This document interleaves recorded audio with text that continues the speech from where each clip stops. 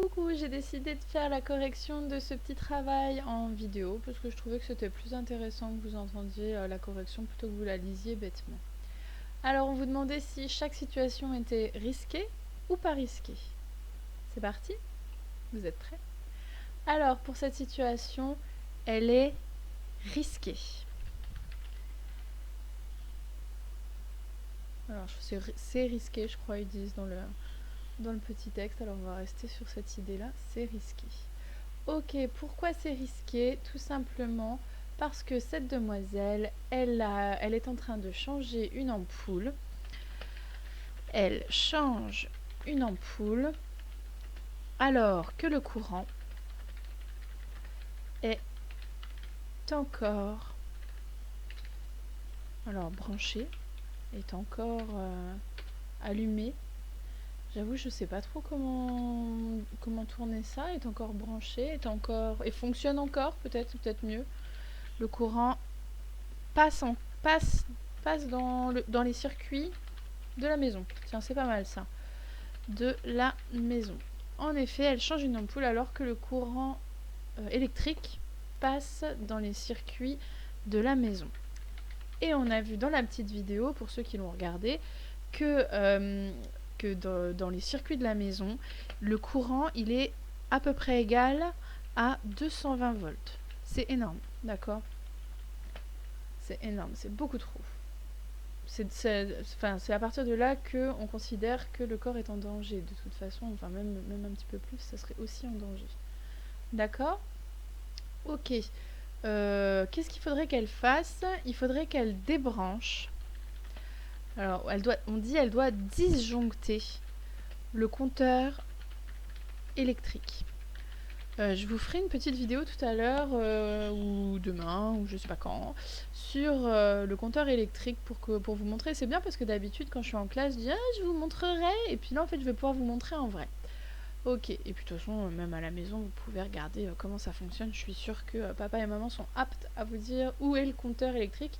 Alors, il vaut mieux savoir où se trouve le compteur électrique parce que quand on a le moindre accident, il faut tout de suite éteindre, d'accord? Si on peut accéder sans que ce soit dangereux pour soi. Ok, on continue.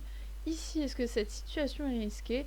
Je suis sûre que vous m'avez mis que c'était risqué parce qu'il y a une prise, parce qu'il y a l'enceinte. Alors oui, il y a tout ça, mais le petit personnage est quand même assez loin de tout ça, de tous ces risques électriques. Donc, non risqué. Cette situation est non risquée. La prise est trop loin. D'accord? Ok, on continue. Ce petit garçon, aïe aïe aïe, risqué. Pourquoi c'est risqué? Parce que les branches des ciseaux, elles transmettent l'électricité, elles sont conductrices, les branches des ciseaux. Alors, en fait, les ciseaux, hein, je ne vais pas rentrer dans les détails, mais les deux parties métalliques, c'est ça qu'on appelle un ciseau. Alors, quand il y en a un, c'est un ciseau. Quand il y en a deux, des ciseaux. Donc, les branches des ciseaux sont en métal. Le métal est conducteur d'électricité. Il peut s'électrocuter.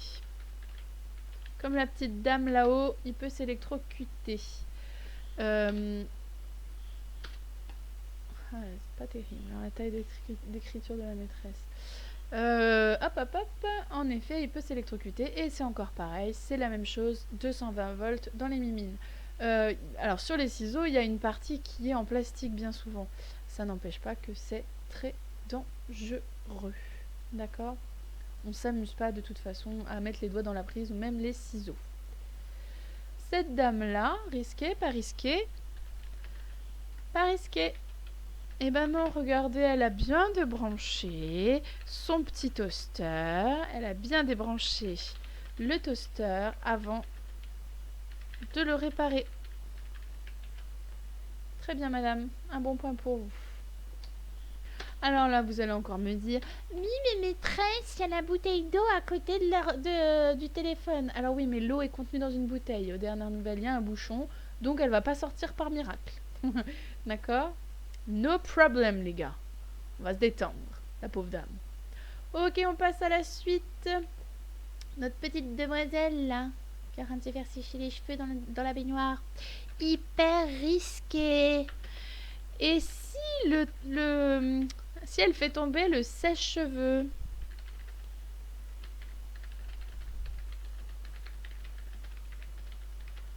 Elle s'électrocute.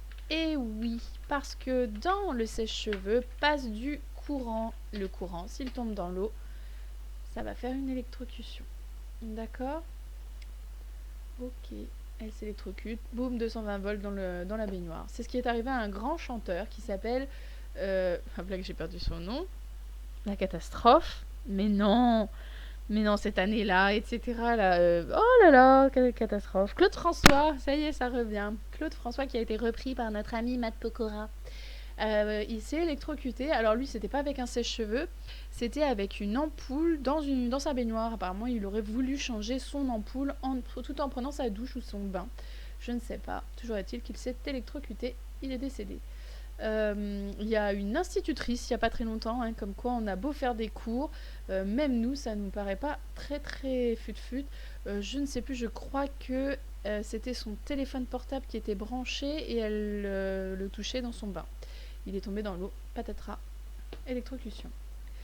Ici, alors, vous allez me parler de la bouteille d'eau avec la prise qui est à côté. Non, l'eau, elle est dans la bouteille, ça ne craint rien, mis à part si elle est très froide et qu'il y a de la condensation sur la bouteille, mais bon, quand même, il faudrait vraiment aller très loin. Ce qui est plus dangereux, c'est ça.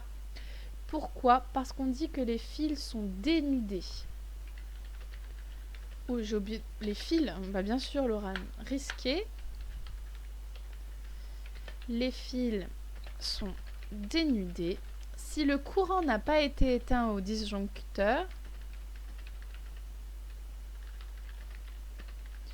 alors si le courant n'a pas été éteint au disjoncteur, il passe dans les fils. Il y a donc un risque d'électrocution. Si on attrape les fils à pleine main, on va être électrocuté. Et oui. Hop là.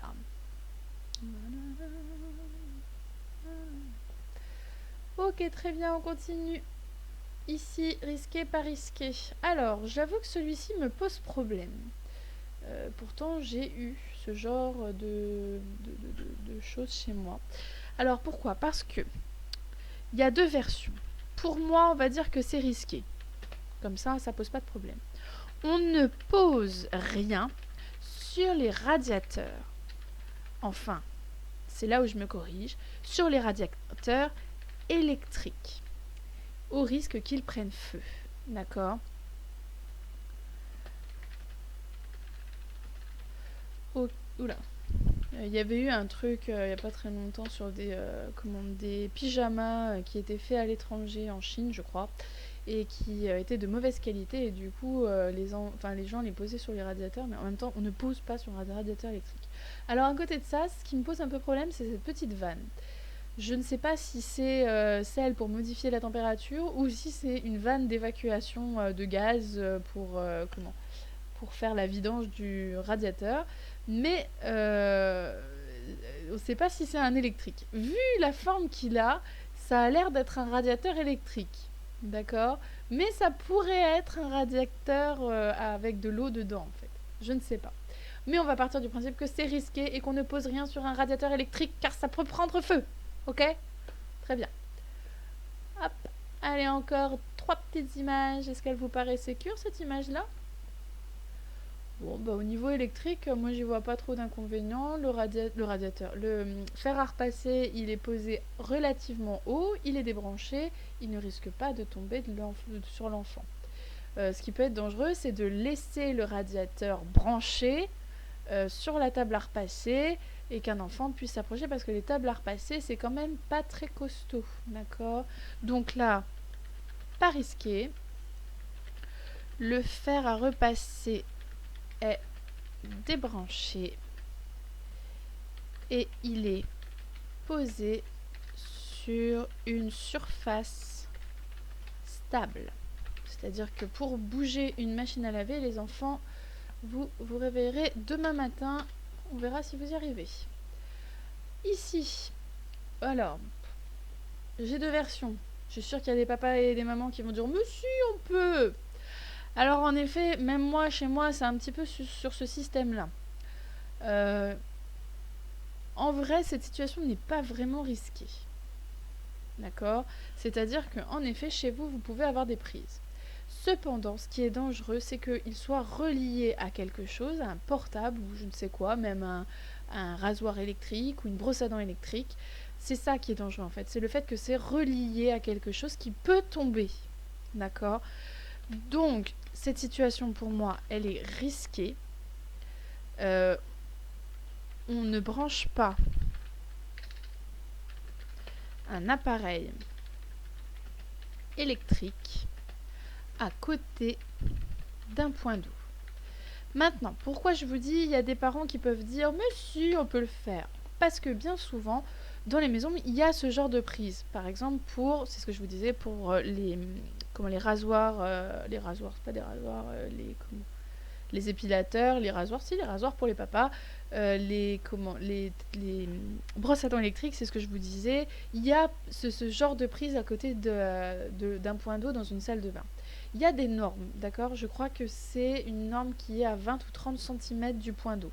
Donc en soi, il est dans la norme. Ce qui est dangereux là, c'est que ça peut tomber avec un mouvement, d'accord? C'est surtout le fait que ça peut tomber dans l'eau qui est dangereux. Il faudrait avoir une surface en dessous où on puisse poser l'objet, d'accord? Et je sais, nous aussi, on le fait. Moi aussi, j'ai ma brosse à dents électrique qui est au bord du lavabo. Pas bien, pas bien, pas bien du tout. Mais bon. Et enfin, ce dernier-là, il était dans la petite vidéo, lui aussi. J'étais déjà en train de penser que j'allais écrire risqué. Il ne faut pas brancher trop de matériel électrique ou électronique sur une multiprise. Alors attention, parce que vous allez me dire, mais maîtresse, regardez, ça c'est éteint et ça c'est éteint. Ok, sauf que quand vous allez allumer la télé et si vous avez envie de regarder un DVD, il va falloir allumer ça. Donc il va y avoir déjà deux choses sur une multiprise. Et là vous allez me dire, mais alors maîtresse, dans ce cas-là, pourquoi ils ont inventé les multiprises? Bonne question, j'en sais rien. J'en sais rien et du coup j'attends qu'on me réponde. Alors peut-être qu'il faut acheter des multiprises qui sont adaptées à ce que votre prise peut donner comme électricité. Mais on le fait tous, hein. Devant moi là j'ai une multiprise avec plein de choses branchées dessus. C'est pas bien. Voilà, voilà, je vous laisse, ça fait déjà 13 minutes que nous sommes ensemble. Je vous pose cette petite correction sur le site internet pour que vous puissiez corriger tranquillement. Voilà, voilà, bonne journée!